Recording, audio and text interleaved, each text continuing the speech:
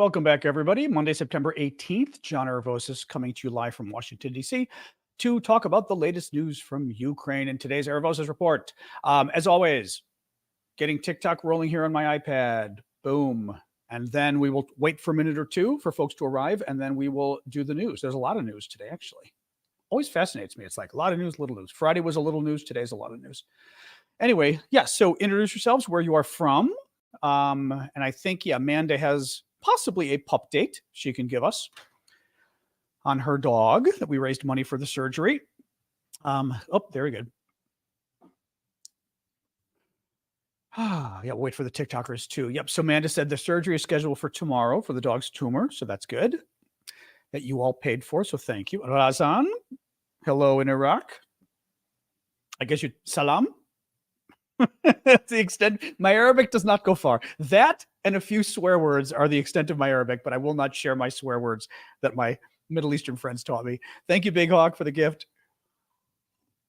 We were just talking with Manda TikTokers who said that she is doing the surgery tomorrow for her dog that we raised the money for last week that you guys are paying for. Thank you, Super Hornet. So thank you for that. You may have heard her dog has a tumor in her mouth and very expensive surgery. So she could not afford it, and you guys chipped in. So thank you for that. Anyway. Oh, and there he is. Amanda's over on TikTok too. I always forgot you double task. Anyway, so welcome, guys. As always, let's wait another minute or so for folks to arrive because it seems TikTok and YouTube and everything kind of let people know slowly. So we will wait another minute and then we'll get rolling. But please introduce yourselves if you would. Hey, Crazy American in Germany. I do always forget where people are. Yeah, definitely say where you're from, guys.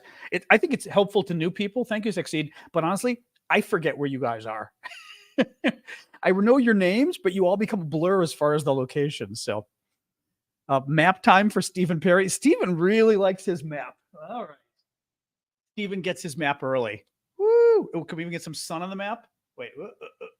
There we go. Sun on the map. All right. Thank you, Stephen. Oh, boy. Lots of news today. Hello, Alberta. I hear Rick Scott's, not Rick Scott's. What's his name? Senator Scott's girlfriend lives there. Hey, Dora. Thank you for the hat. Oh, and Ellie. I can't always read perfectly without my glasses. It looked like Elf. I like Elf better than Ellie. That's a nice nickname, Elf. Oh, hey, Brendy. Member for 2 months. Thank you very much. Ellie. There, Ellie. Okay. Charles. I'm calling you French now. Charles. Rick Scott. Is that his name? Rick? I always get them mixed up. Which one's the one which one's the one's the senator? It's Scott. Tim Scott. Tim Scott is the one. Well, Rick Scott too, right? But Tim Scott, I mean, yeah. All right, guys, we can get rolling here. Thank you for joining us. It's Tim, exactly. I am John Aravosis. This is the Aravosis Report. This is my sorry, DBZ. Sorry, guys. I mean to interrupt, but one of our friends here said they had to put her 18-year-old cat to sleep today. There was no treatment left to try. Oh, I'm sorry, DBZ. That's horrible. I mean, I'm glad she had a good life at 18, but still, that's horrible. It's never easy, obviously. Oh, sorry about that. So folks, the way we do the show is for about the first half of the show or so, I will talk to you guys about the latest news. I try to pick stories that I think matter. Thank you, Conqueranga. Stories that I think give you some kind of a better sense of what's going on with this, a larger sense of what's going on with the war. And then I take your guys' questions. Now, for anybody who wants to ask questions early and you want to support my work, you can do super chat questions over on YouTube. Those are the paid questions. And I always make a promise for super chat because you guys literally are supporting my work financially. Thank you, Matt. I will always get to those questions immediately, and I will always get to those questions. Paula, too. Geez, Paula. Oh, my God. Everyone's losing their pets. This is horrible. Thank you, Lee, for the gifts. And Manda. I mean, Paula's saying her dog died yesterday, too. Oh, I'm sorry, guys. They live too short. Cats at least live a little bit longer, but dogs go way too quickly. Thank you, Courtney. Oh, that's horrible. I'm sorry, guys. I'm sorry about all of that. So the way we do this, and Stephen, thank you for the map. We'll show Stephen likes his map. We'll get Stephen the map again. There we go, Stephen. Now you got your Ukraine map. Guys, so the way it works is I will give you the news. Then we'll do Q&A afterwards. And anybody who wants to ask super chat questions first, please feel free to. a Bullwinkle. I think I've got a Bullwinkle, a Rocky and Bullwinkle, don't I? Or did I not? You know what? The Rocky and Bullwinkle may have been too small. It didn't show. I only have Moose and Squirrel. I only have the other two, Boris and Natasha. Let me try to look for that later. I will once again take a look. Rocky and Bullwinkle. Otherwise, mods, if somebody wants to remind me later about looking for a Rocky and Bullwinkle emoji, I thought I had one. Maybe on TikTok, do I have one for the subscribers? I do have one on I do have one on TikTok. On YouTube, I only have you know what? Maybe YouTube didn't give me enough slots. That may be why. TikTok gives me more slots. Yeah, I've got Rocky and Bullwinkle and Boris and Natasha on TikTok, but for you guys, I may not, Laka, because there were fewer slots. YouTube gives me only Boris. Okay, yeah, YouTube only gives me a set number. Both of them give me a set number of slots, but YouTube is smaller, unless I am able to get more subscribers. So the more subscribers I get, the more slots it gives me. So that's why I didn't do it. Otherwise, I would have to give up like the Ukrainian emojis or whatever. Anyway, guys, all right, let me get rolling. Also, gifts on TikTok are very welcome. I will always try to do a thank you when you guys do the gifts that flash on the screen, because as you know, I do this full time for free. So when you guys are doing the gifts, you're actually making it possible for me to do this, because this is my job. So thank you. And hey, Steven, I am doing this. Thanks for joining us over on Facebook. All right, guys, let me get rolling here. Thank you, Marcy. Today is day 572 of Vladimir Putin's special 3-day military operation. Thank you, Joe, as well, for the gift. There's a lot of news today. There's a lot of news today. So I'm going to try to go through it, see if I can, let's see, hopefully it doesn't get dragged out forever. Thank you, Eva. First little bit of news that just broke a couple minutes ago is there is a report, according to a representative of Ukrainian military intelligence. Thank you, M. Fuller. There is a report that the Ukrainians have sunk the Russian Navy ship Sergei Kotov. We don't have any more on it. I literally saw this before coming on with you. This would be kind of amazing if the Ukrainians sank yet another Russian ship. They have caused so much damage to the Russian fleet in the last week. You guys know they damaged a submarine, destroyed the submarine. Actually, using French cruise missiles and British cruise missiles, one under each wing, they attacked the fleet, the Russian fleet in Sevastopol, which is in southern Ukraine, southern Crimea, occupied by the Russians. So Sevastopol's down here. Okay, Russian Navy and the Ukrainians. Thank you, Adventures. The Ukrainians attacked the fleet, and they attacked the boats in dry dock, which was a really interesting idea, because the Russians weren't putting as many of their ships in the actual docks themselves, because the Ukrainians kept blowing them up. They still were using the repair facilities, which are called the dry docks. Thank you, Joe, for the hat. And there was at least a submarine there that the Ukrainians caused 2 major explosions in. The picture came out today, and there's just, huge hole in the submarine. And there's a second hole that looks like, the experts are saying it looks like it's from the inside out, right? It looks like it's an explosion. And I saw one theory today, which would be quite funny, if the Russians just didn't basically empty out the submarine, right? If they put the submarine in the dry dock to be repaired, but they left all the torpedoes and the bombs in there, when the Ukrainians hit it with their Storm Shadow or their Scalp cruise missile, it could have started a fire or shrapnel or whatever that set off one of the Russian missiles, which would be hilarious. Thank you, Marky. So that may be why some of the pictures look, actually, I think it's the picture on top. It looks like it's ripped open. So very funny if that's the case. Any case, what else was I going to say? Oh yeah, and the picture of the submarine makes clear the sub is now destroyed. It would take way too much money to repair it, way too many years. This is around a $300 million submarine that the Ukrainians destroyed last week. They also destroyed a Russian landing ship. They also reportedly destroyed a few other ships. They They damaged a few other ships at the same time in Sevastopol. They also damaged a Russian, not amphibious, hovercraft, but it's a missile hovercraft, so it's used to shoot missiles at the Ukrainians. That got damaged. A lot of damage the Ukrainians did. And this is just the ships. They also hit huge radar system on ground for the S-400. Lots of stuff. Overall, Russia has well over 200,000 troops stationed in the occupied parts of Ukraine, according to U.S. Chairman of the Joint Chiefs of Staff, Mark Milley. He would be the top uniformed general in America.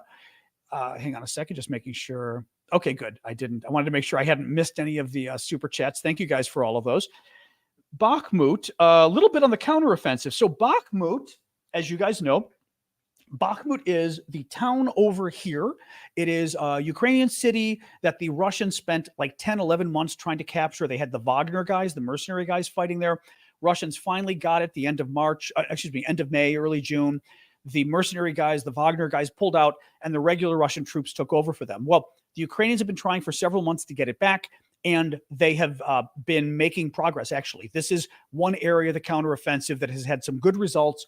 The Ukrainians, now it has been confirmed that the Ukrainians have captured 2 towns there. One is Andriivka, and the other is it Klishivka?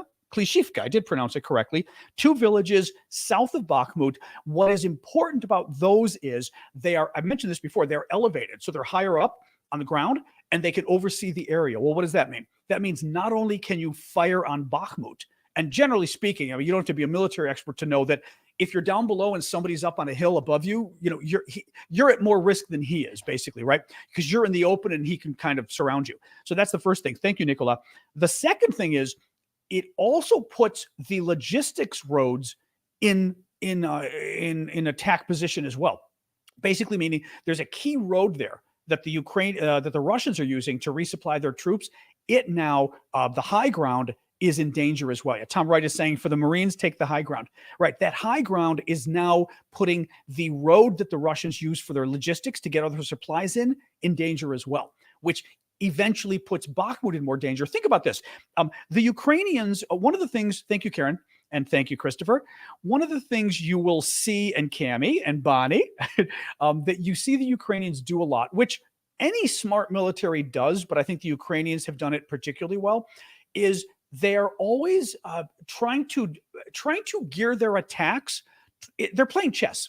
Okay. So the attack they're making, thank you, Christopher, typically has some kind of benefit multiple ways down the line, right? So they're usually trying to take out radar systems because eventually they're planning on doing something. And if the radar's out of the way, right, it causes. They repeatedly go after fuel. They repeatedly go after weapons, but basically supplies the troops are going to need. Thank you, Lynchy. Supplies the troops are going to need, again, for a future battle to make the Russians weaker in that future battle. And the same thing's going on here, of course.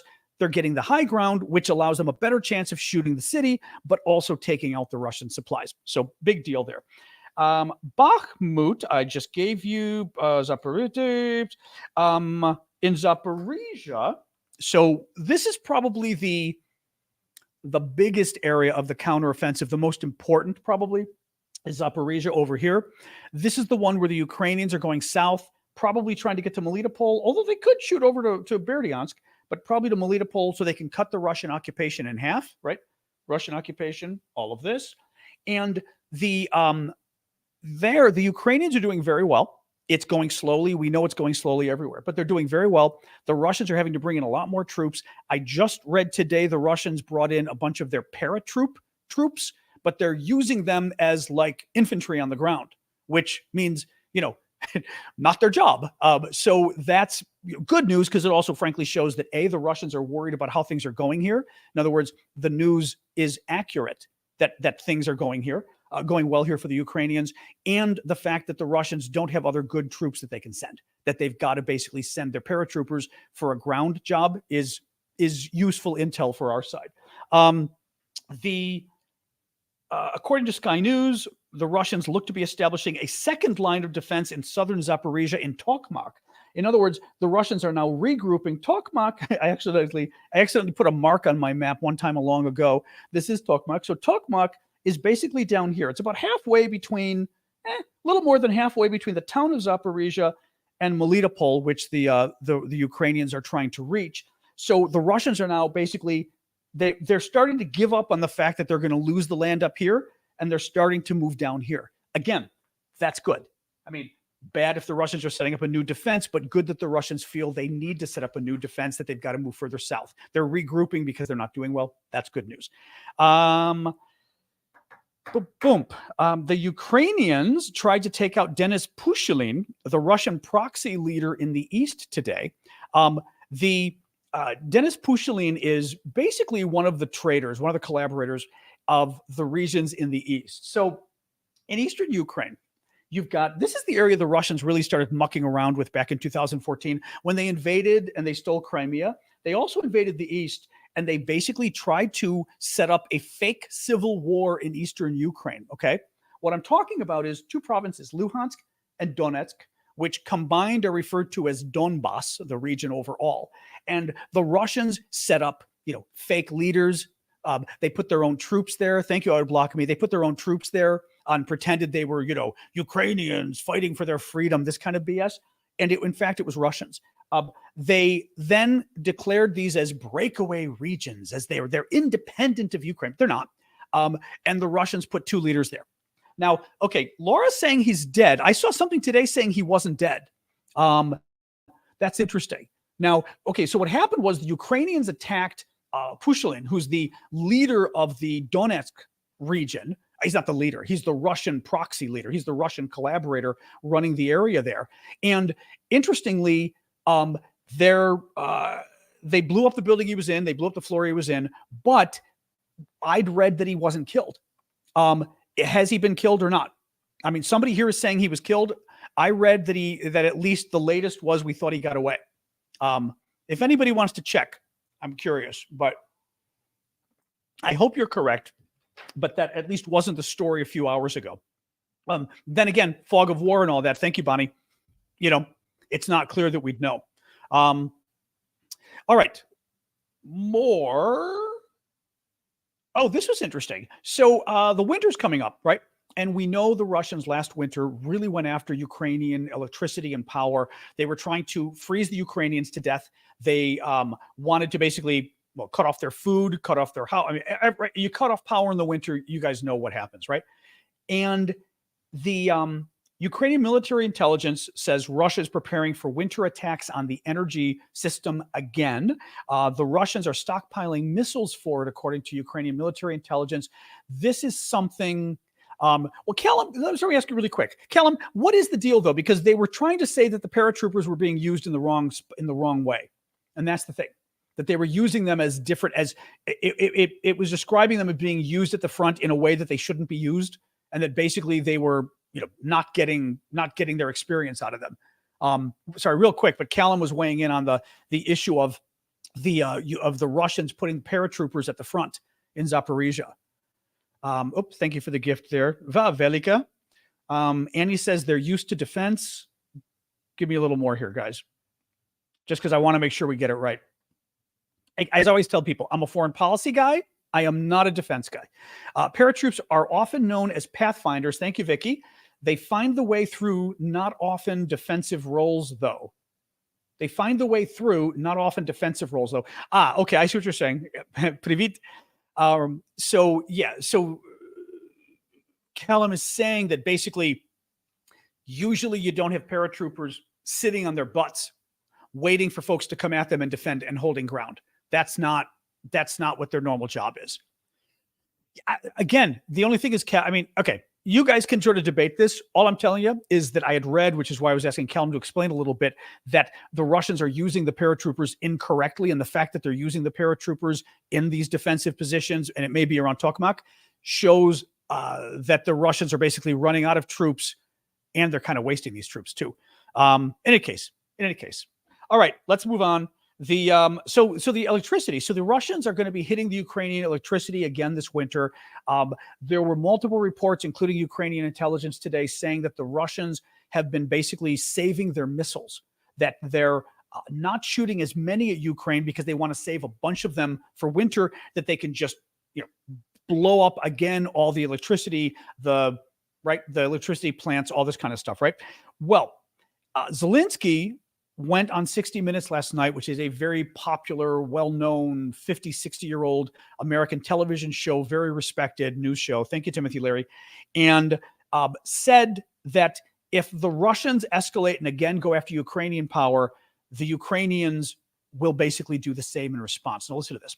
If you cut off our power, deprive us of electricity, deprive us of water, deprive us of gasoline, you need to know we have the right to do it too. Now, that's interesting to me.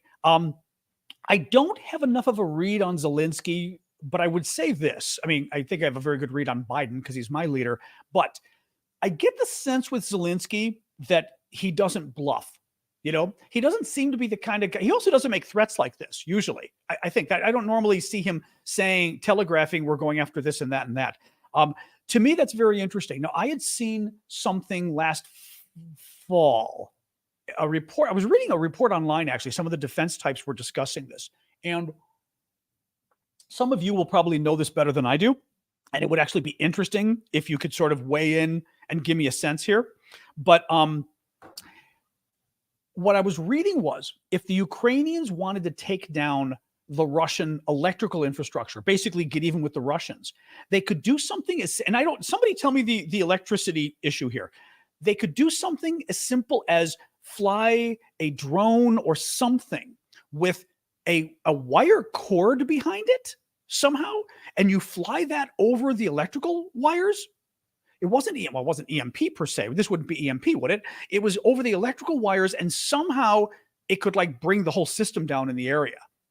I'm not sure how that works, but folks were discussing it last fall, and they were very certain that this was one thing the Ukrainians could do quite easily. The question I've got is, Ukraine hasn't done that yet, but I think, okay, everyone's saying, yes, it would short them out. Tom and Jens both are saying it would short them out. Okay. Fly a drone with a copper. Okay, Callum's saying the same thing. Fly a drone with a copper wire over the pylons and cause a massive short. Now, would that short circuit be just local, or how wide of a short circuit could you do? Thank you, Ellen. Meaning, how large of an area could you hit with that? For example, could you take out all of Moscow, or you're taking out one set of transformers, which basically takes out whatever part of the city that's in? Entire grid. I'm just curious what folks are saying. Half of Moscow. Okay, that's interesting. Daniel O'Neill saying destroys all the electrics, I'd guess, like in a car battery, touch plus and minus together and all the electronics are screwed. Interesting. Okay, depends on the infrastructure. Well, what is interesting is that Ukraine didn't do this last year. Ukraine's gone after Russia's oil. And by the way, it looks like another Russian oil refinery was hit this weekend. They go after Russia's oil because oil directly is used for the military. They have not gone after Russian infrastructure, right? They haven't gone after Russian electricity. I suspect there's probably two large parts of the reason for that. One, I'm pretty sure it's considered a war crime to go after anything civilian. And in Ukraine, at least, we've been talking about the Russians hitting civilian infrastructure and how civilian infrastructure is against the rules of war. What gets interesting, though, is, and I am sympathetic to the Ukrainians on this, if Russia's doing it to you and it's causing a grave threat to you, I don't know. I mean, I would agree on, and I'm not talking as a lawyer here. As a lawyer here, I get it. It's either legal or it's not by the rules of war, right? But we are not talking about war crimes that kill people, okay? I do not feel that war crimes that kill people are the kind of they blow up your dam and wipe out a city. You can blow up their dam and wipe out a city. No, right? I don't think that's ever acceptable. But a situation all right, I'm not going to say ever. I'm going to say under most circumstances that would not be acceptable. If you're literally facing the wiping out of your civilization, if we're talking World War II and the Nazis, there's very little I would say isn't acceptable. Fair enough. But you'd have to get really extreme in that case, right?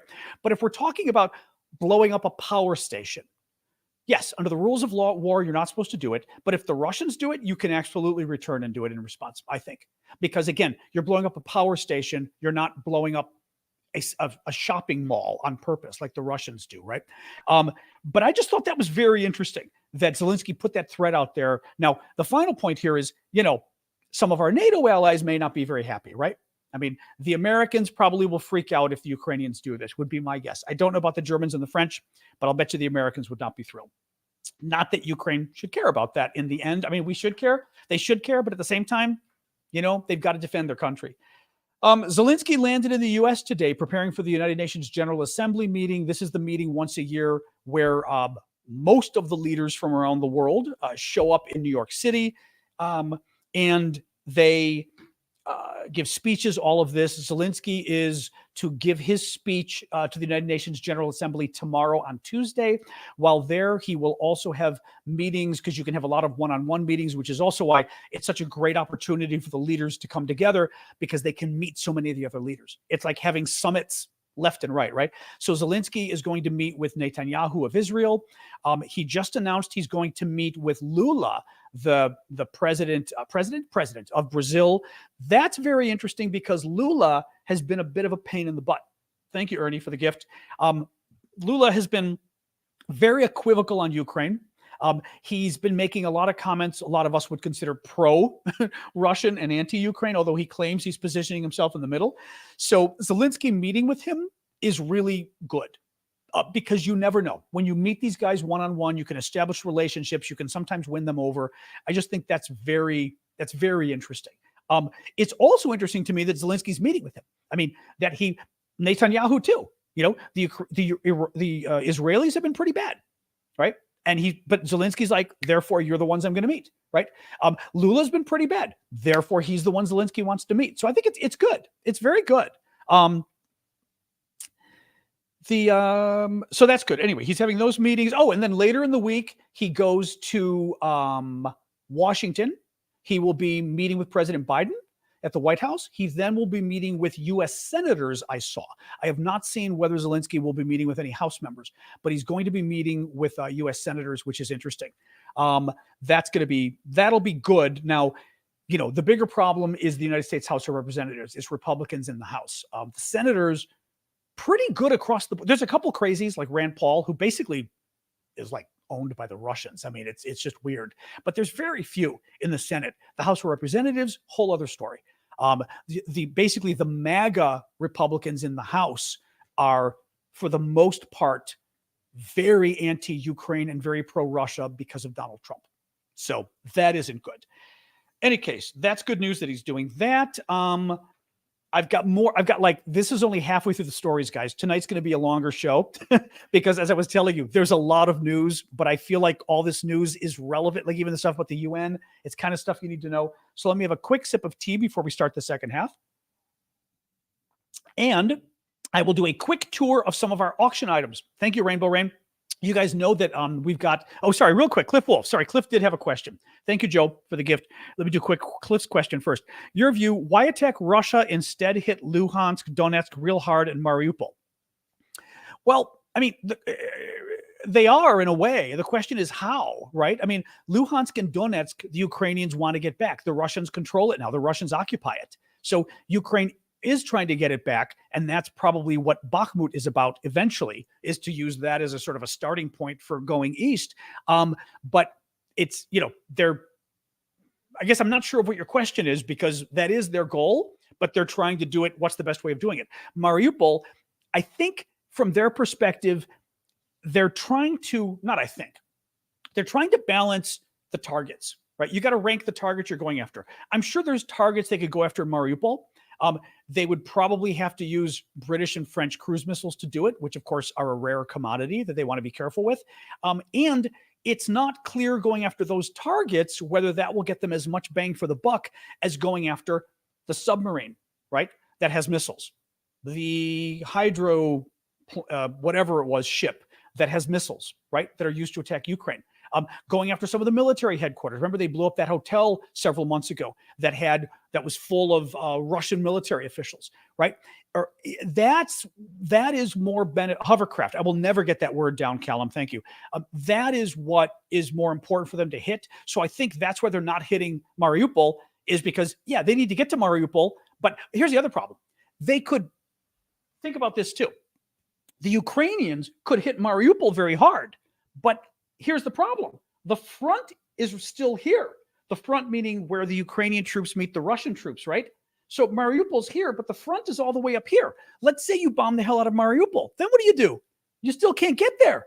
You've got all the Russian defenses and the same kind of defense infrastructure that you've got up here in Zaporizhzhia, where the Ukrainians are having to get through all the mines, right? They're having to get through, right, all that stuff. So that's another reason I don't think the Ukrainians are hitting it because it's just not ripe yet, So really quick, we have auctions on my Discord page, discord.aravosis.com. We have a wonderful chat community. We discuss Ukraine, actually particularly active today, talking about Ukraine. Thank you, Sean. And one of the things we do is we auction off cool things from Ukraine. And I take half the proceeds from the auctions, send it back to Ukraine. Our friend Vlad has been helping us channel it to people who need it. We've been doing to charities, and we lately have been doing the money also to Ukrainian military to help make camouflage nets, of all things, for example. So we've been doing that, and half the money goes to me because I do this full time. This is my job, and basically to pay my bills and be able to do this full time. Thank you, Mark Starr. I rely on your guys' gifts, like Mark giving me the wonderful hearts there on TikTok, your guys' super chat and super stickers, the memberships on YouTube, the memberships on You Get It, and the auction. So let me show you a couple of the auction items. We've got the auctions end on Wednesday. Every Wednesday, the auctions end. A couple different things. One, this is quite popular in the auctions. This is a T-shirt that Vlad made. I just mentioned that we've been raising money to make camouflage nets. Well, this is a T-shirt that has been made for the people, the volunteers who are making the camouflage nets that we're financing. The name of the charity is Kharkovu Mir. That's the word, the phrase on top you see. Kharkovu Mir, which is the Kharkiv Peace. It's the name of the charity doing this. It is a HIMARS, a rather angry HIMARS with teeth, with a camouflage net on top. And below it, it says, what is it? Moskivalna Sotnia, something like that, which means the Camouflage 100, which is sort of the name they gave for the volunteers. Anyway, cool shirt, because also this shirt exists like, I've got the sizes medium, large, extra, extra.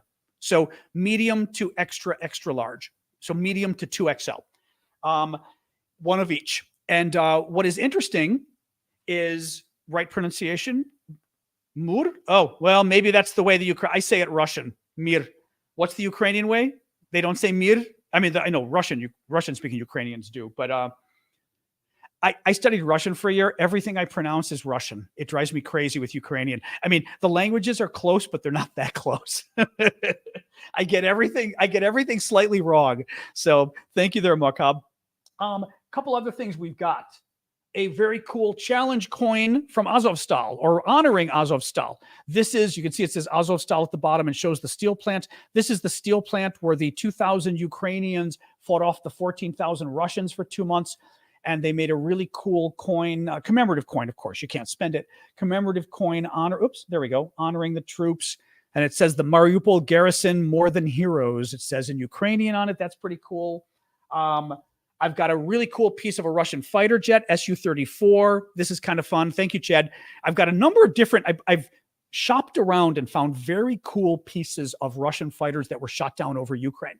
And as I said, this one's an Su-34. It's two pieces of it, the thin piece and then the thicker piece, which is like a support piece. Actually, I had Best Worst Gamers, who was helping us here. Aaron is former military mechanic with aviation and with tanks.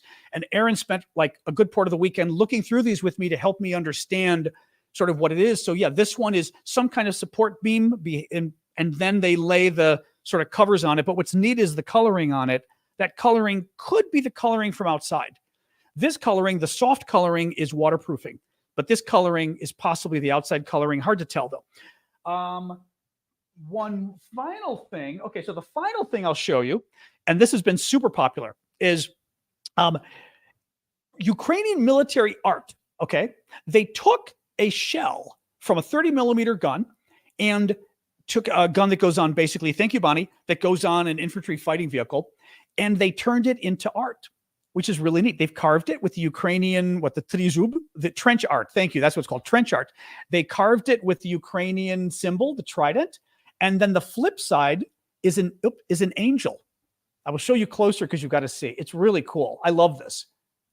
Here you go. So the flip side, well, you can see even in front, it's an angel. Now, what is really cool, because you guys were saying, and I hadn't even thought of this, that you can use it as a candle holder. Thank you, Vicky, which is a great idea because it's solid metal and it's not going to blow up.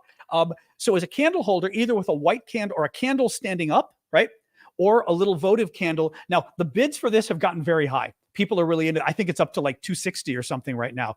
But again, half your money, half your winning bid is going to go back to Ukraine as a charity donation probably to help the military at this point, because that's what we've been doing with the camouflage nets and other stuff. I don't know. I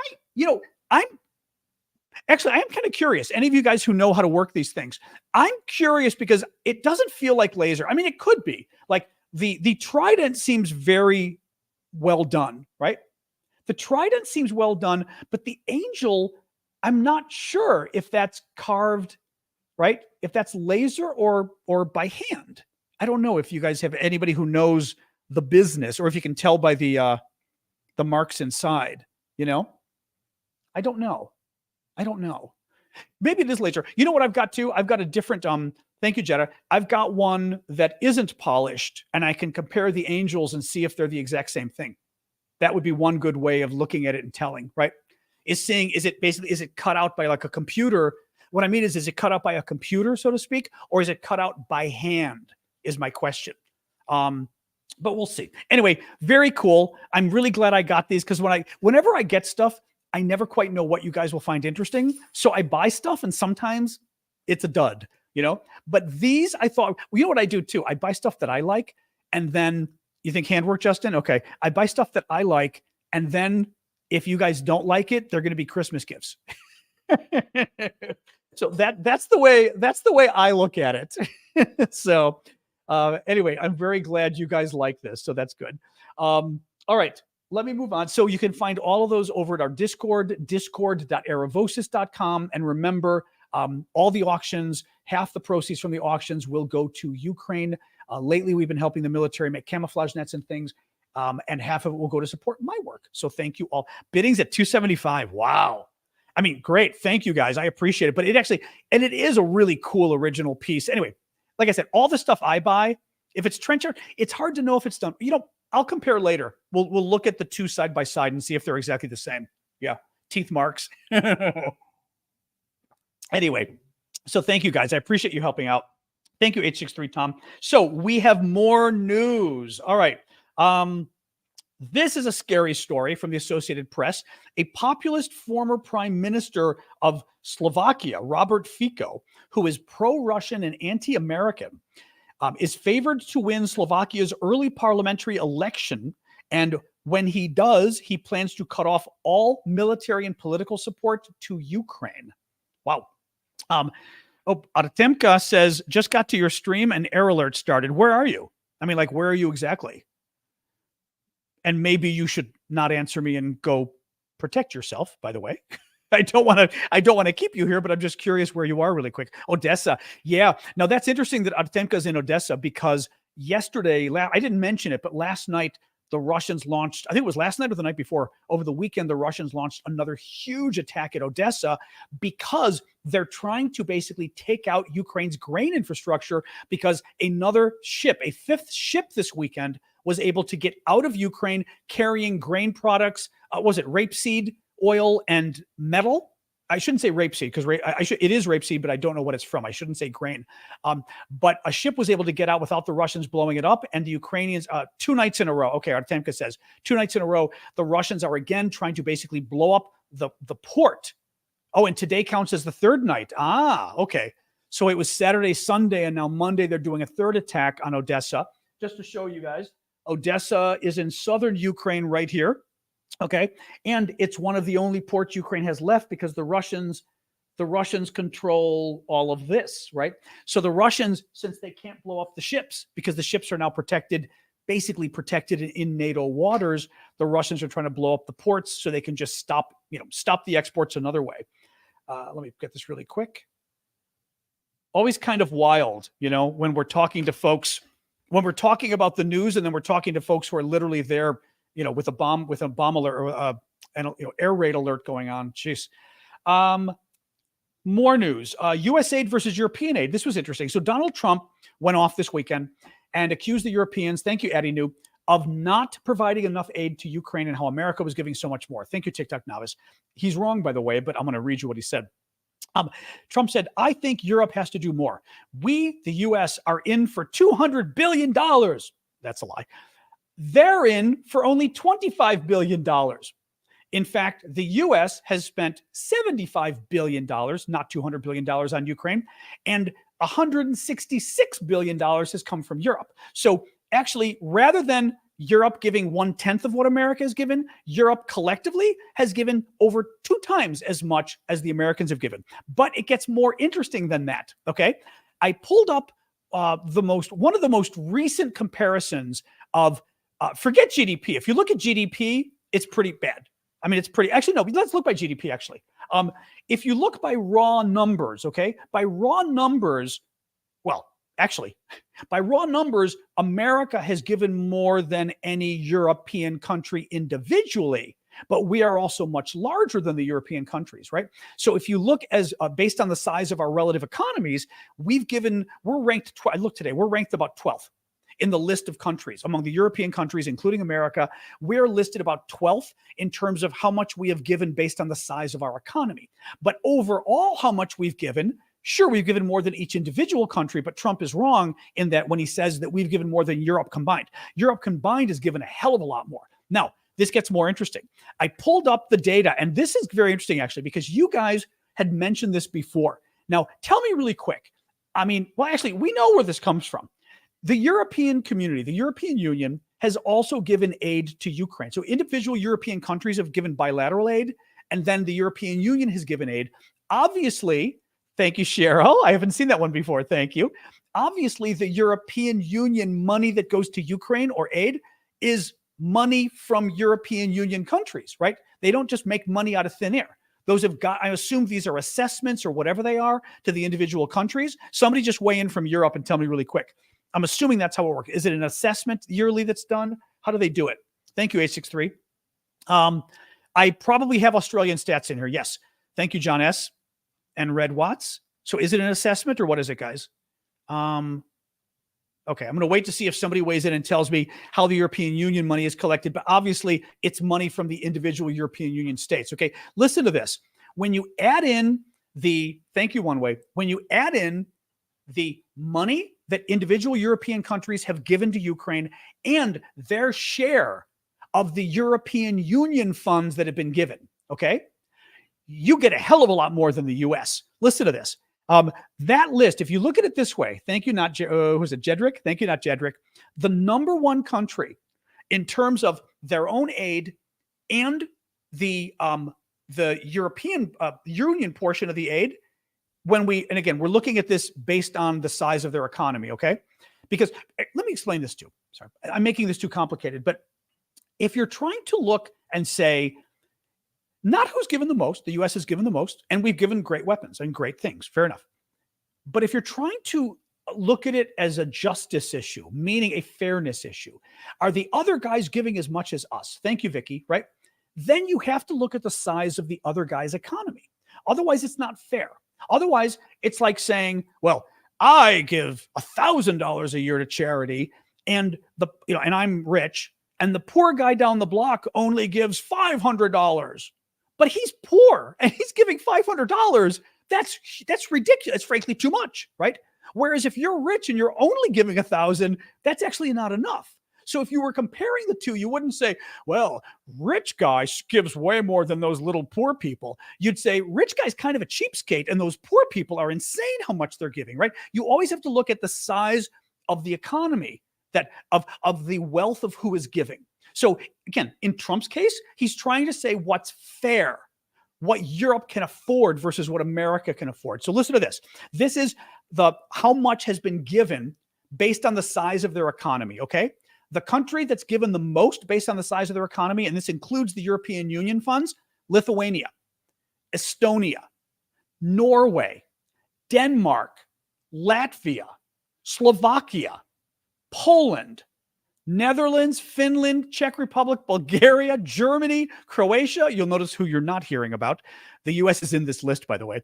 Croatia, Sweden, Spain, Austria, Greece, Portugal, Slovenia, Belgium, Hungary, Italy, France, Romania, Cyprus, Luxembourg, United Kingdom, Malta, Ireland, United States. Okay? Took me that long to get to the United States. Then Canada after U.S., Switzerland, Iceland, Japan, Australia. Sorry, Australia. It's pretty small. New Zealand, Taiwan, Turkey, India, China. So there you go. Hell of a lot more actually coming from the Ukrainians. This is as percent of GDP. I've seen other lists that give hang on a second. I think I've got this here. In terms of the actual money given, government support to Ukraine, type of assistance in billions. European Union institutions, this is government assistance. That doesn't really help. That doesn't help. Actually, you know what? After doing all of that,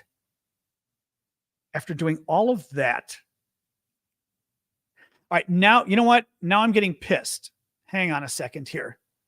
Hang on. Boy, I spent a lot of time doing this if I'm going to bite my words here, guys. Not bite my words. Oh, hang on here. No, that's correct. That was correct. That was correct what I showed. Yeah. I'm trying to find the overall assistance here, and I'm not finding the overall. I'm trying to find a list that shows the overall, like, raw dollars given. Hang on, because I know the U.S. Here we go. Here's the raw dollars. Okay, here's the raw. The raw amount. U.S. 70 billion. Germany 21 billion. UK 13.7 billion. Poland, hard to see. Poland looks like a few billion. Norway 7.45. Japan 6.5. Canada a little bit less. And it keeps going down from there. And you go down, Jesus, I'm trying to look here. Yeah, so there you go. So yes, the U.S. has given the lion's share. Germany's not bad though. And refugee costs is an interesting point too, because the European data would say you got to look at refugee costs, because the Americans have not taken in nearly as many refugees as the Europeans, because it's just farther. The Ukrainians don't always want to go that far, right? They're trying to stay near home. So where would they go? The countries that are right next door, right? You'd go to Poland.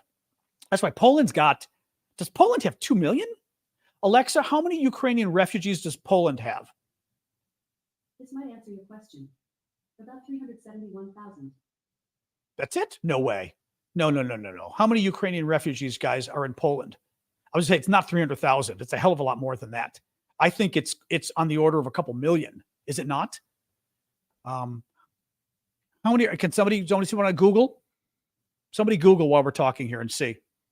Just because I don't want to type it, because then I sort of get distracted. Well, I could, I guess. Let me see. I think it's millions. It is millions. I know my Alexa, 5 million? Well, okay, let me just look here. Come on, guys. How many Ukrainian refugees, Poland? All right. Here we go. 1.6 million as of the count I'm looking at here. Yeah, 1.6 million in Poland. 1 million in Germany. That's a lot. It's a hell of a lot more than we've got here. Actually, how many do we have here, guys? Hang on. Let me look here and see. All right. I found a nice listing here. All right. Here's the chart. So Poland, Russia, although that's a little weird. Germany, 1 million. Czech Republic, 500,000. United Kingdom, 210,000. So UK is pretty high up there. Spain, Bulgaria, Italy, Moldova, Romania. This is just the Europeans, I think. Yeah, it's not showing the Americans. I'm curious how many the US is having.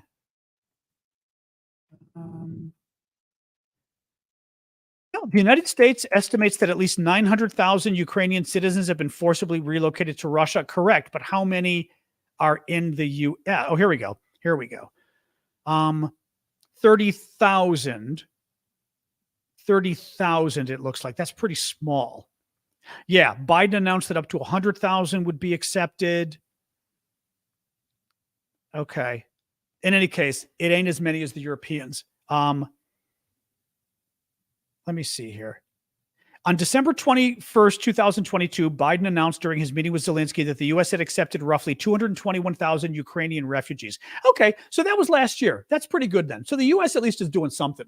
That's good. Anyway, all right. Let me get back to the news here. Okay, guys, somebody who's Ukrainian on TikTok, just what is Extreme Lord writing? Because it won't translate it. And I want to know if the guy's being trolly or if he's being real. If he's being real, obviously leave him. If he's being a troll, get rid of him. But somebody who's Russian, just take a look. Or somebody who speaks Russian, I mean. Because it's not our Ukrainian. It's not translating. So please have a look and just see what he's writing and let the mods know. All right, guys, a few more stories here. Berlin is, speaking of which, Berlin is preparing an aid package worth 400 million euros for Ukraine. The latest rumor on Ramzan Kadyrov, who's the Chechen leader, is that he had a kidney transplant that failed and he's getting another one. But again, these are rumors. We don't know. Okay, yeah, I'm not sure why he's asking that. So, okay. Yeah. Unknown drone. So an armed drone washed up in Bulgaria, which was kind of weird today. It is not clear where it came from. It is not clear. I would say, first of all, it's not clear if it's Ukrainian. It's not clear if it's Russian. Vlad took a look at the picture and Vlad goes, it looks like somebody made it in their garage. So it's really not clear who it's from. And the government, the Bulgarian government blew it up and said that it must be from the battle, right? It must be from the war in Ukraine, Russia's war on Ukraine, but they didn't say it must be Russian. You'll notice in their statement, which I thought was interesting. Via Sky News, NATO is conducting drills, military drills in military exercises in Europe this week. They've already been going for about 9 days. They involve some 30 ships and over 3,000 personnel from all NATO countries in the Baltic region, plus soon-to-be member Sweden and non-Baltic allies, the US, Canada, the Netherlands, Belgium, and France. Armenia. So interesting little update with Armenia here, guys. This has been fascinating. So Armenia, former Soviet country, right? Or former Soviet republic, independent country, under the tutelage of Russia since it left, and ongoing problems with Azerbaijan, its neighbor, and looks like they may be gearing up for war again, or Azerbaijan may be gearing up for war. This is from CNN. Listen to this. The arrival of U.S. soldiers, so mind you, so this is a big Russian ally, okay, that has U.S. soldiers arriving for military training exercises. A Russian ally has U.S. troops arriving to help train them. Armenia, let's see if this is Armenia basically going, we've had it with the Russians, or if this is Armenia playing a little bit of, thank you, Jonathan, a little bit of trade-off here, right? Where they're basically trying to make the Russians jealous and they're going to get some. But listen to this. The arrival of U.S. soldiers for a peacekeeping training exercise in Armenia has rankled the Russian government, which has for decades acted as the sole security guarantor for the former Soviet republic. The 10-day Eagle Partner exercise, which began last Monday, involves 85 U.S. and 175 Armenian soldiers and aims to prepare the Armenians to take part in international peacekeeping missions. The exercise, while small in scale, is the latest in a series of what Russian foreign ministry has deemed unfriendly actions taken by its traditional ally. Armenia recently sent humanitarian aid to Ukraine for the first time, and its parliament is set to ratify the International Criminal Court's Rome Statute, meaning it would be obliged to arrest Putin if he ever shows up in the country. Armenia's flirtation with new international partners has been spurred by its frustration that Russia has been unable or unwilling to defend it against what it sees as an aggression from neighboring Azerbaijan, and has raised questions about Russia's ability to retain its hold on countries and conflicts across the former Soviet bloc. Yet another example of how this war is causing real problems for Russia. Because if Russia is unable to come and help Armenia because they basically wasted all their troops and all their weapons in Ukraine, well, then the war is now hurting Russia's relationships with other countries nearby, strategic relationships. Thank you, Lori, which again is great news. The next European Union Foreign Affairs Council meeting will likely be held in Kyiv in October. That will be a meeting that assembles the foreign ministers of all the European Union countries. Thank you, Ellie. That's a big deal. And also, again, looks like it's Europe at least trying to prepare more and more to welcome Ukraine into the EU, hopefully. So that's a nice step. Via Sky News, the Kremlin is planning to bring workers from North Korea to temporarily occupied areas of Ukraine. The Kyiv Resistance Center has said. The report comes after Russian President Putin and Kim met last week. We know that. Oops, who was the gift from? And it hid that one. Who was that gift from? Somebody just gave me the little heart, and I missed who it was from, and it took it off the screen, guys. Sorry about that. Whoever that was, thank you for the heart there on TikTok. The Ukraine Special Operation, the Ukrainians are saying that Russia intends to use the workers for construction work in Donetsk and Luhansk, which are the two provinces in the east that Russia declared independent. And finally, the Russians have been going after Sarah Ashton Cirillo. Sarah is a Ukrainian military spokesperson. She is an American. She went and must be former U.S. military as well, because she volunteered to fight for the Ukrainians, has been there a year, been in some dangerous situations because I've been following her on Twitter.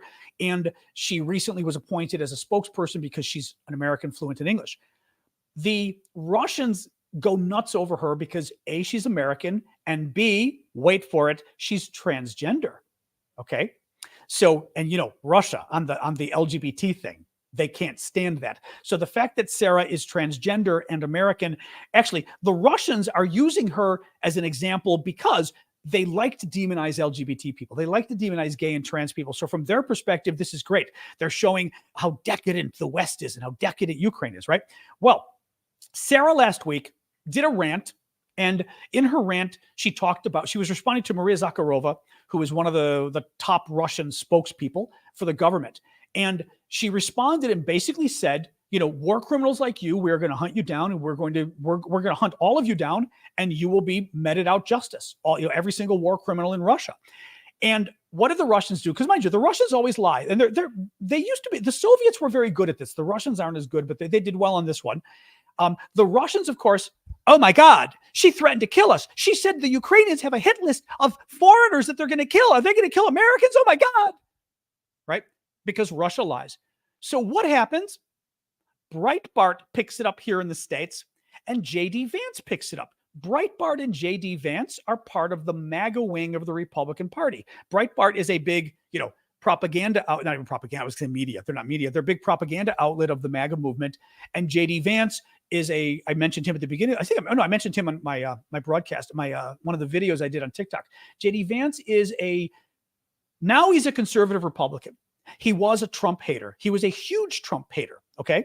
And he hated Trump in 2015, 2016. He called Trump like cocaine for the masses. Like he's a illegal drug that fools you and this kind of stuff, and you get hooked on, but it kills you. And then J.D. Vance wanted to run for the U.S. Senate as a Republican. So suddenly he became a Trump supporter, and he's literally Trump's biggest supporter now after going nonstop about how dangerous and bad Trump was. So Vance has been attacking Sarah and repeating the Russian propaganda points. He literally has been going nonstop against her.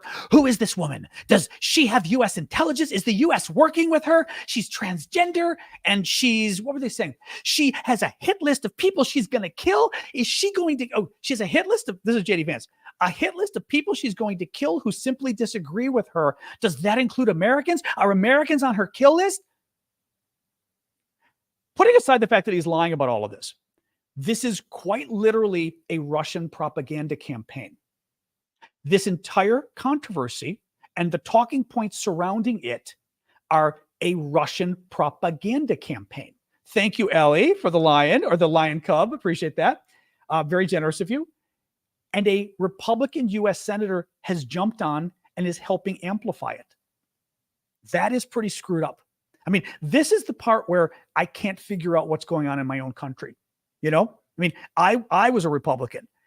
One of the things Republicans used to be good at was defense. I mean, obviously, they didn't always get it right. I mean, look at George Bush in Iraq, right? That was ridiculous. But the point is, they were strong on defense. They were strong on defending the country.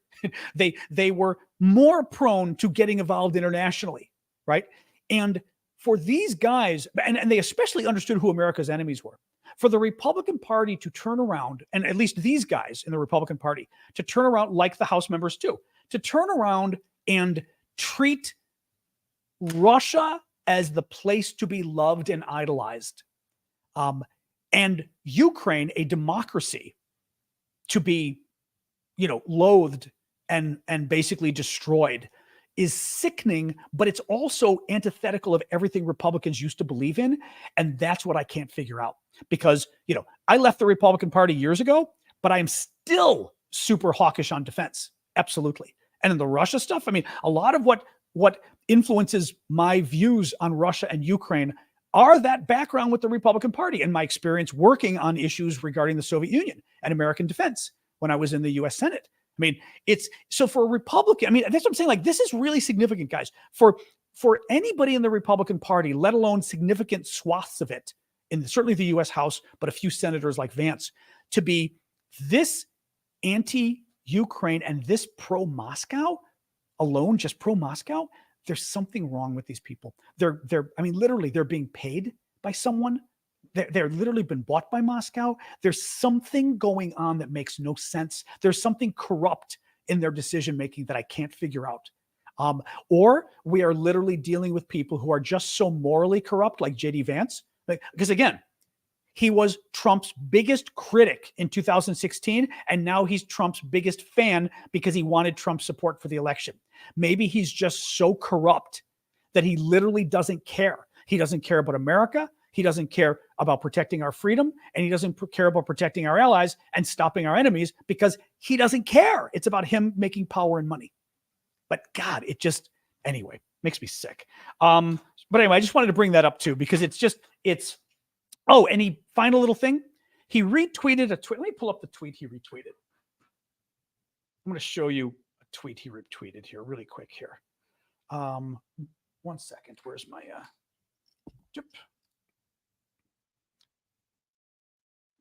all right, 1 sec here. I mean, really. Oh yeah. So he retweets, which means share. Hey, no. Sasha's dog friend is back today, so she wants to play with the dog friend every time she hears him.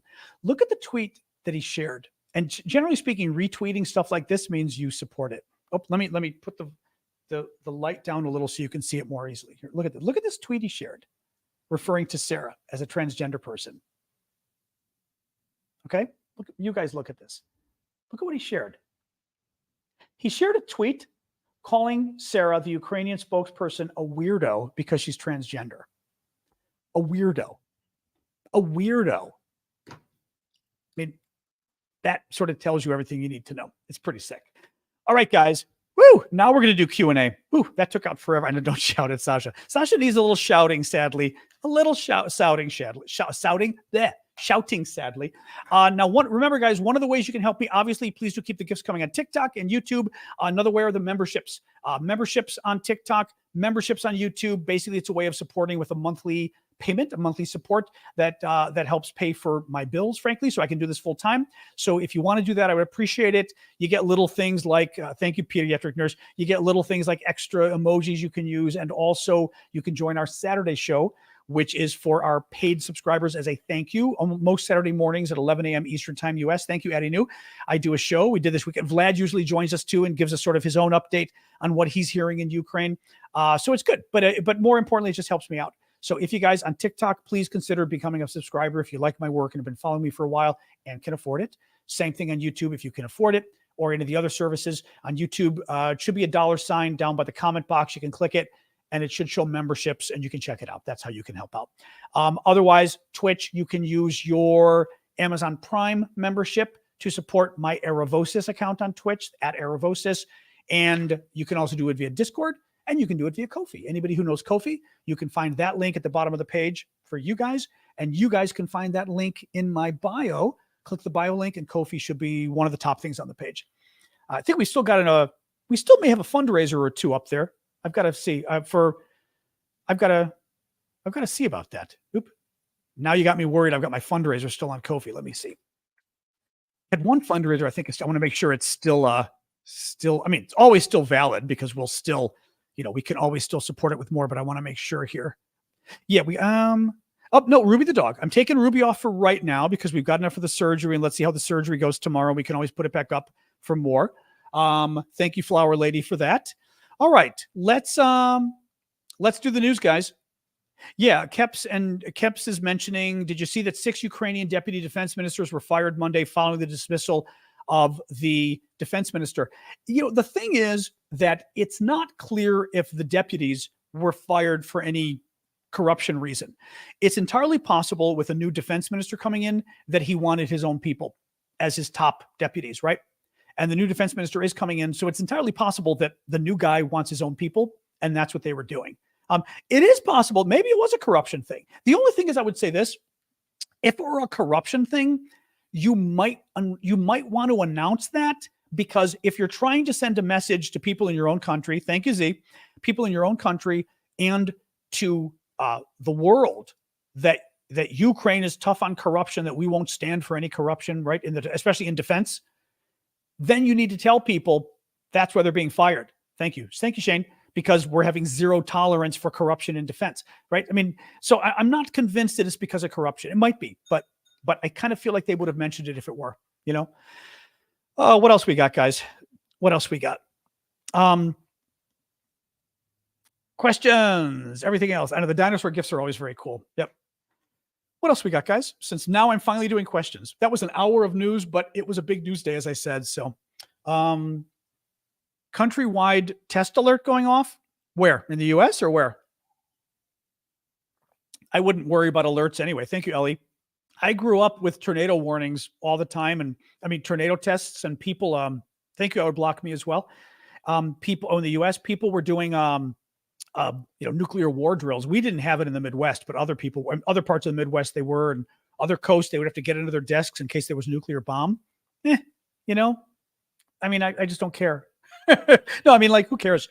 I think, frankly, people should, we should have people trained for what you do if there were an attack or something. I mean, people should know, I did not talk about the missing jet in North Carolina because it wasn't really relevant to Ukraine, but an F-35 jet, one of US's, top fighter jets, pilot ejected. I forgot something. Oh, it was stalling, where it kind of catches the wind wrong. Hard to explain stalling, but catches the wind wrong and is going to fall.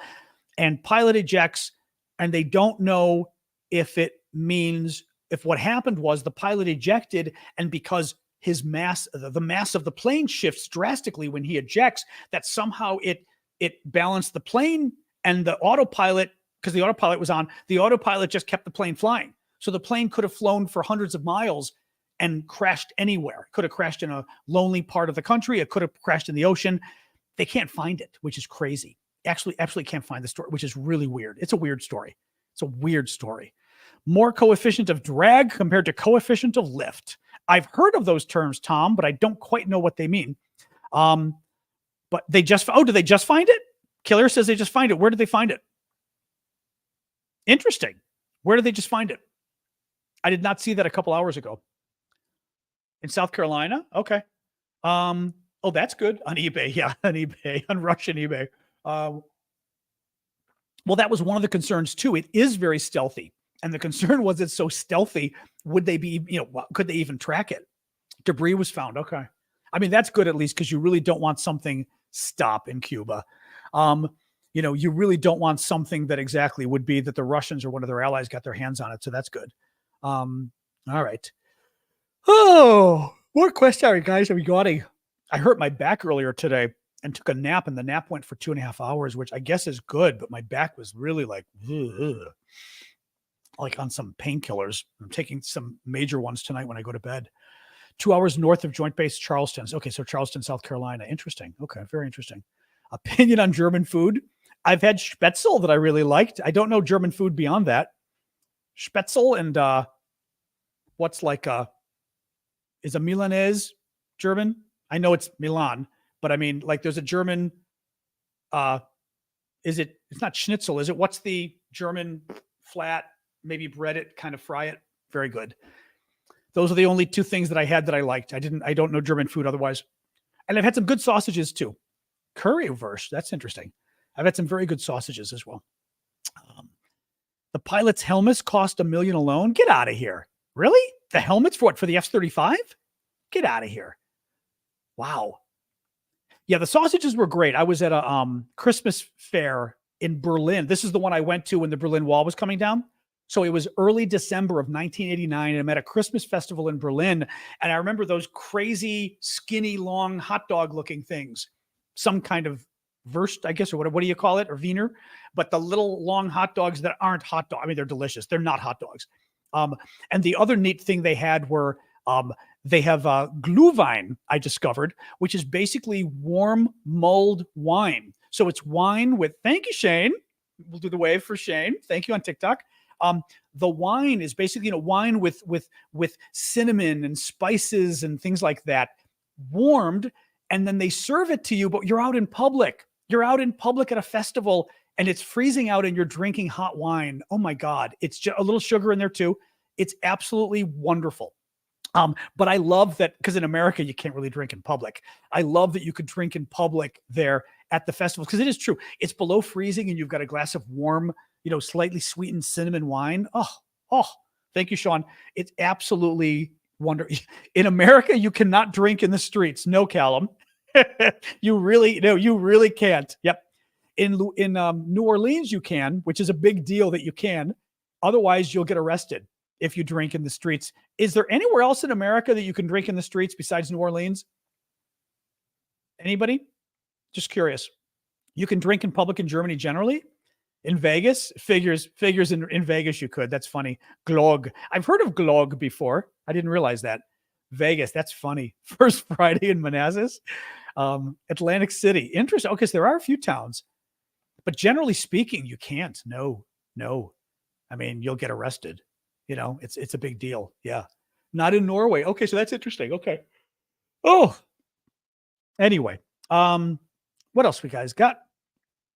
New York doesn't care as long as it's in a bag. I know I love it drinking in a paper bag as if you don't know what that is, Winter markets in Europe are so much fun. I went to a wonderful one in Strasbourg as well and got these beautiful little, I don't use them because they're so nice. They're these wonderful little handmade bowls, but they're like coffee bowls, which, the French, Germans, I think use these too, like a coffee bowl to drink your coffee in. They're nice. They're these sort of big, and I've got a whole set of them hand painted and they're beautiful. But yeah, the Christmas markets are so nice. Anyway, all right, Sophie, go to bed. I'm yawning at you guys again. Like I said, so I had a two and a half hour nap because I hurt my back, took some medicine and laid down. I woke up at 4:30 and went, I'm an hour and a half from the show. More questions, guys. What do you think? Got anything else here? I know I went long today. We're talking drinking in America in the streets as our Q&A about Ukraine. Nightshade, you were stationed in Germany at the end of the Cold War. That's interesting.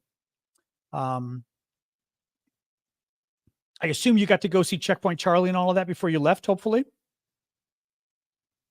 We have Christmas markets, but not really in America. I mean, they're not a thing. I mean, some places probably have them. Chicago has one now, right? But we've tried to adopt them because they're cool and we like them, but it was never a thing here. No.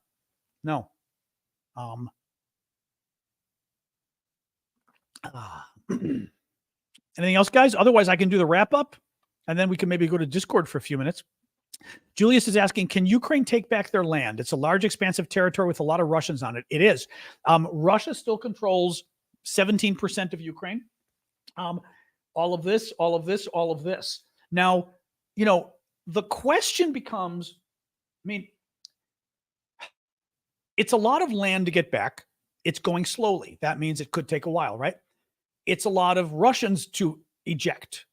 Chairman of the Joint Chiefs of Staff just said 200,000 Russian troops are in Ukraine right now in the occupied territories. The thing is, I'm going to adjust my little light here now that it's getting dark earlier around here. So all of a sudden, like when I'm doing the show now, it's already getting dark, which is actually kind of fun because my apartment finally, the cool lighting kicks in when it gets dark. So you can see it becomes, the mood lighting becomes much more fun for the show. Here, that's a little better. That's a little better. But Ukraine needs to kick out the Russians, but first they need to make it impossible for the Russians to live there, basically. So what they need to do first is cut the Russian supplies off. You need to cut off their food, cut off their ammunition, right? Cut off their logistics. And that's why they're going south with the counteroffensive. They want to hit especially the main battle here. They want to come down to Melitopol, cut the Russian occupation in half. That cuts off the main highway. Russia's over here. Two main ways that Russia is supporting the occupation. Coming in from Russia here, and especially for the areas here, coming through the highway, or coming through the Kerch Bridge and coming up. Well, the Kerch Bridge, we know Ukrainians have been hitting nonstop. And we know that this highway, the Ukrainians would like to hit, but they need to get a little bit further south. They don't have long enough weapons to hit it well. If we gave them the ATACMS that you hear everybody talking about, that they want the Americans to provide, that would certainly help them hit this highway. But another way of doing it is just making all their way to the highway. In any case, Ukraine first needs to cut off the Russians, as I said, cut off their logistics. So then the troops in those areas, they could have 100,000 or 70,000 troops in those areas. The troops in Crimea and Kherson, those two regions on the sort of left, on the west, they don't have food, they don't have water, they don't have ammunition, they don't have gasoline and diesel for their trucks and tanks and cars, right? You've all of a sudden, you're just making them wither, in essence. And then you come in and attack them, and then you try to push them back, right? But first you starve them, figuratively and literally, right? To make them weaker. So eventually, I think, look, if we want to give Ukraine the weapons it needs, I think, yes, they can push the Russians back. But we've been dragging our feet on giving them the weapons, which means they don't have the weapons they need. But it also means the weapons they needed, they got too slowly. And it gave the Russians time to build up, right? The counteroffensive is magnitudes more difficult, because we dragged our feet in getting the Ukrainians tanks, and we dragged them feet in getting them training for the tanks, let alone lots of other things. And the Russians were able to build up. So, I mean, it's our fault, right? We dragged our feet, and it gave the Russians time to build up their defenses. And now the defenses suck. I mean, not they suck. They suck for the Ukrainians because the Russian defenses are really good. Well, that's why you don't drag your feet, guys. The other thing that kind of ticks me off about this is in dragging our feet, and I'm sorry, but we, Joe Biden, probably the French and the Germans mostly, are responsible for this war needing to go this long because we dragged our feet. But it also means that we're creating a self-fulfilling prophecy. We're worried about whether our countrymen, especially in the U.S. political party, will cut off funding to Ukraine. Well, the longer we go in the war, the greater the risk of that happening. Well, we're going to keep going longer because that is U.S. policy, is to drag out the war, clearly. We don't want Ukraine to win. We don't want Ukraine to lose, but we don't want them to win because we're afraid of what will Putin do if he loses. So we drag out the war. Well, as the war gets dragged out, it's less in our favor because public opinion starts turning against it in America. Now, part of the reason public opinion is turning against it, of course, is Biden doesn't defend the war. And I've said this repeatedly. He doesn't defend the war. Sure. Yeah. Occasionally he gives a speech. Biden is pretty terrible at publicity, right? He doesn't look, I mean, as I tell people too, he is old. Big deal. He's old. Okay. He's old and he doesn't speak well, but he's done really good things. But because he doesn't present it, by the way, he doesn't argue. He doesn't present an argument. I mean, he doesn't defend what he's achieved so that nobody thinks our kind of people. I mean, I always laugh about this because, like I said, for you Europeans will totally appreciate this. People think our economy is really bad in America, that post-COVID, our economy has been a disaster because inflation got up to like 6 or 9. I think it got up to like 8% or something, more or less. And now it's back to like 3%. And people think our economy is a disaster. Okay. Unemployment is down to, is it 4% now? Alexa, what's the U.S. unemployment rate? According to the Bureau of Labor Statistics, the United States unemployment rate for August 2023 is 3.8%. 3.8% unemployment, folks. And they think it's horrific. Alexa, stop. 3.8% unemployment. They think it's horrific. Okay. People can't find people to hire because the employment rate is so good. All right. People think the economy sucks here. No. Inflation was bad. Okay. But it was 8% bad. It wasn't 15% bad, but it was bad. It's back to normal now. Okay. And people are literally sitting here complaining. So that's one big reason Biden's going to have problems in the election, because people think the U.S. economy is really bad, but they have no idea why. And by the way, Biden won't talk about it. So Biden won't talk about it and he won't present that what he's done. Then, hey, no, quiet. She's hearing the neighbors in the hall again. Her little buddy, the Yorkie that lives across the hall, was gone for a week and he got back today. So we tried to play. And anyway, there you go. Anyway, it really drives me crazy, though, because my point wasn't to get off on Biden and the economy, but my point was the economy is a great explainer for why American public opinion is also not good on Ukraine. Because if you don't explain to people why it matters, they're going to believe the other guy. And the other guy's got Donald Trump, among others, bad-mouthing. And Donald Trump is expert at this kind of stuff, at telling lies and winning people over. And he's been telling people that, the war sucks. Why are we spending the money? Biden, It's like, oh, well. No. So anyway, it's our fault, you know. All right. Enough of that. All right, guys, let me do a quick recap. And I think then we can go. It's already 20 after anyway. Quick recap, and then we will go. All right. So much news today, man. All right. Day 572 of Putin's 3-day special military operation. Ukraine may have sunk another Russian ship. That's the latest news from Ukrainian intelligence. Russia has well over 200,000 troops stationed in Ukraine, according to Chairman of the Joint Chiefs of Staff, U.S. General Mark Milley. In Bakhmut, Ukrainian troops have broken through one of the Russian line of defense, and they have definitively taken control of Andriivka and Klishivka, two important cities south of Bakhmut. Ukraine tried to take out Denis Pushilin, the Russian proxy leader of one of the Eastern, Russian proxy leader. So many, he's not the leader, but he's the collaborator the Russians appointed in one of the Eastern Ukraine provinces. Some reports you guys were telling me is that they actually killed him. Other reports said he got away, but they bombed his offices today. Per CNN, Ukrainian military intelligence has indicated Russia is preparing for winter attacks on energy infrastructure again. President Zelenskyy last night on the American news show 60 Minutes said that if you cut off our power, deprive us of electricity, deprive us of water, deprive us of gasoline, you need to know we have the right to do it. So meaning the Ukrainians are now threatening to do the same thing to the Russians in return this winter. Zelenskyy landed in the U.S. for the United Nations meeting. He is going to be meeting with Brazil's president, with Netanyahu of Israel. He also is going to be meeting with Biden and the U.S. senators this week. Oh, I forgot one story I was going to mention to you. The president of Iran, who is also in New York, has denied his country has sent drones to Russia for use in the conflict, declaring, "We are against the war in Ukraine." Okay, this one I brought up because I literally have a piece of the Ukrainian drone from Ukraine. Okay, this is Ukrainian drone in Ukraine. You can even see this is like the wing piece. It's very cool, by the way. They're denying it. They're denying it. I mean, they're denying it. Yeah, I call it Ukrainian drone, Iranian drone. I'm calling it Ukrainian. Iranian drone. It's literally an Iranian drone, people. Iranian, not Ukrainian, right? I mean, we are our drones are not there. We are not fighting. Give me a break. Just give me a break.